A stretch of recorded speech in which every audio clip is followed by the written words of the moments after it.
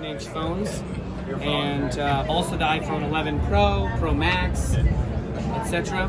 And what's nice about it is it's wired using the device's power. Oh, okay. But it does have a pass-through charging port on the bottom as well, so you can game longer sessions using. So does it? Do you have to buy a model that for an iPhone or an Android phone, or does? Yes, because it is wired, so there's a lightning. There's no model, like adapter that you can. Okay, all right. I would love to say that, but it's easier for retail, honestly. Yeah, sure. Because then we can retail only the iOS version somewhere that sells only iPhones. But I don't think that's such a big deal because most people have. Games like Cuphead are pretty Right. hard. Most You have people two. aren't like me. You have Yeah. you're You're a special case. I know. So this is NVIDIA's GeForce Now, which loading is right now. Okay. which is a cloud streaming service. So one thing that's nice about this mobile controller is it supports not only HID compatible games and MFI compatible games, but also cloud games like NVIDIA GeForce Now and Microsoft xCloud. Right. Google Stadia is still pending, but we are talking to them about support.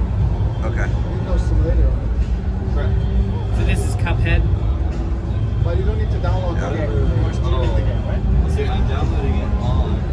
Am I gonna watch you play it now? So Because you can play this it. is a You want to play it? Oh yeah, sure. I can embarrass myself. except you're not in the same house.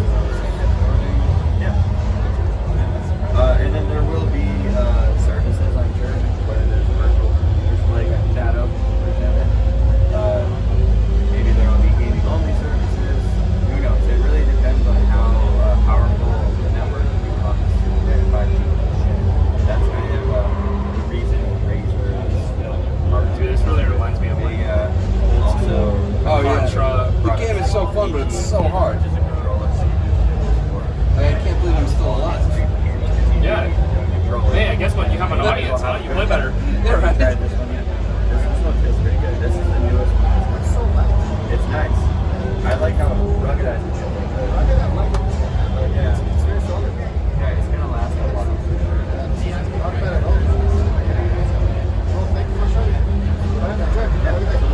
Do you want?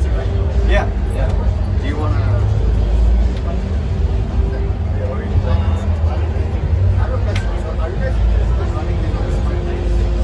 There it is.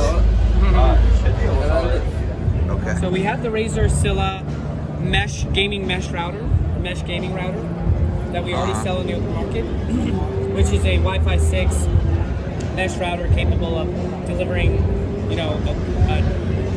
a customizable or a prioritized signal to your home devices. So you can choose to prioritize your different hardware and different software applications on that device. Now the same thing applies with the 5G connectivity. So we're working on this project with Singtel in Singapore.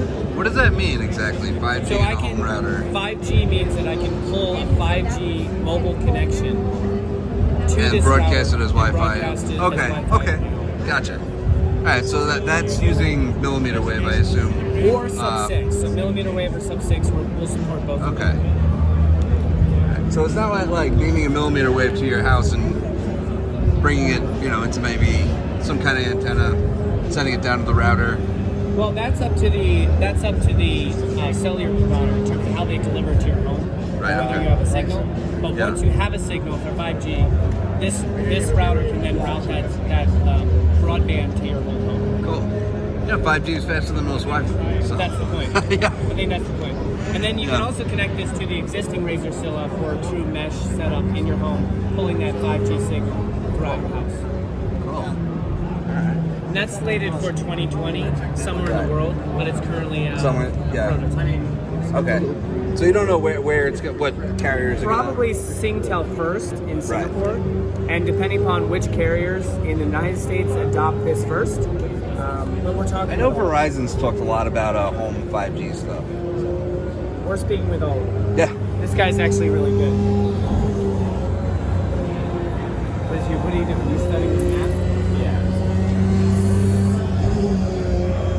What is This guy happens to work for a Formula One team, so he's pretty damn good.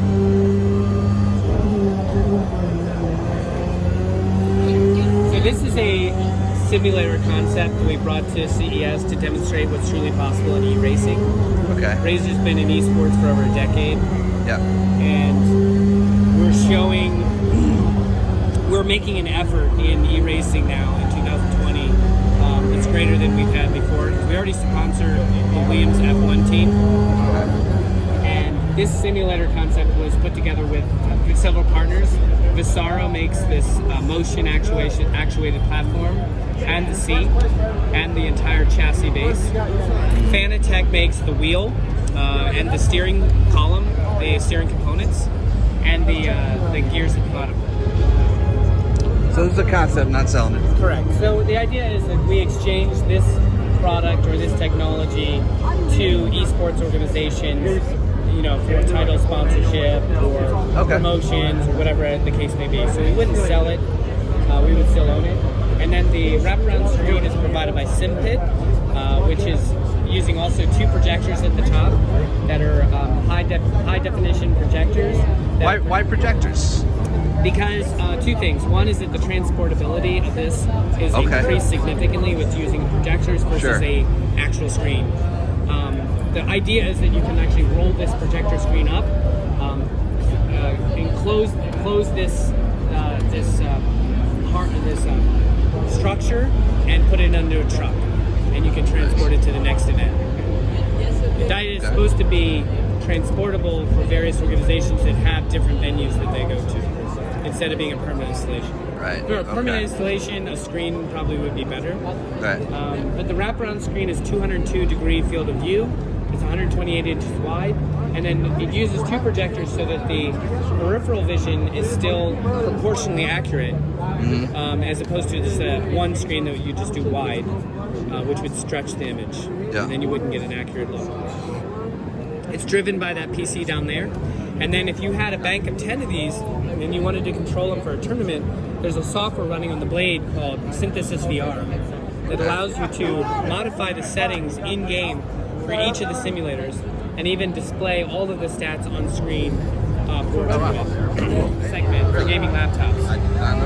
And we also have an eGPU, you know, the Core X eGPU, with an easy toolless design that allows you to open and close that drawer, if you will, very simply to mount a new GPU. So we use the same exact design philosophy for the Razer Tomahawk gaming desktop. If you remember last year, we had the Tomahawk, you know, chassis that had the wings and stuff like that. Yes. So we just, let's say, whittled that down and changed the strategy, but we kept the name the Tomahawk. And this is a new gaming desktop.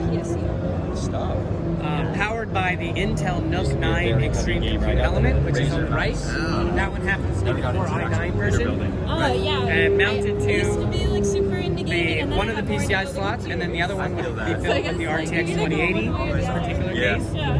And in 30 seconds or less, you can install both cards, close the drawer, and you have a full gaming desktop.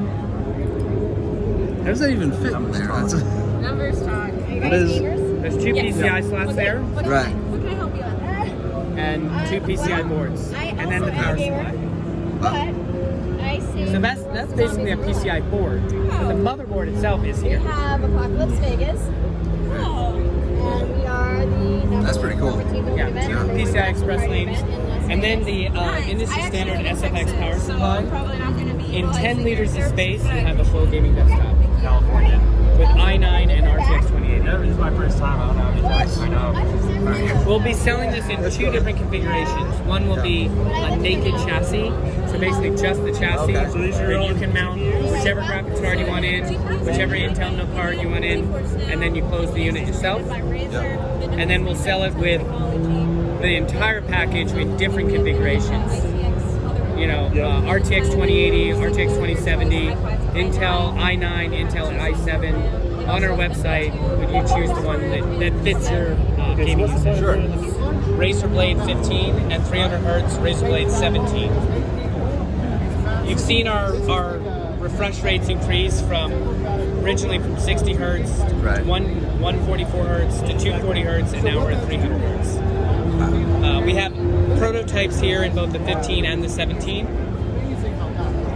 I want to call out as well the 15-inch blade right there is also our model with the optical keyboard. Okay. So it's one of the first gaming laptops with an optical keyboard. The other cool thing is very, very, very. Okay. So, You can feel that keyboard is right. yeah. What about these? Oh. Are they super? I don't know what they will. Wow. They're literally announced. Most likely, yes. Performance-wise, are they So, any better? depends what you do. So, you're gonna try to be down there. Okay. No gimmicks, no BS. It's just like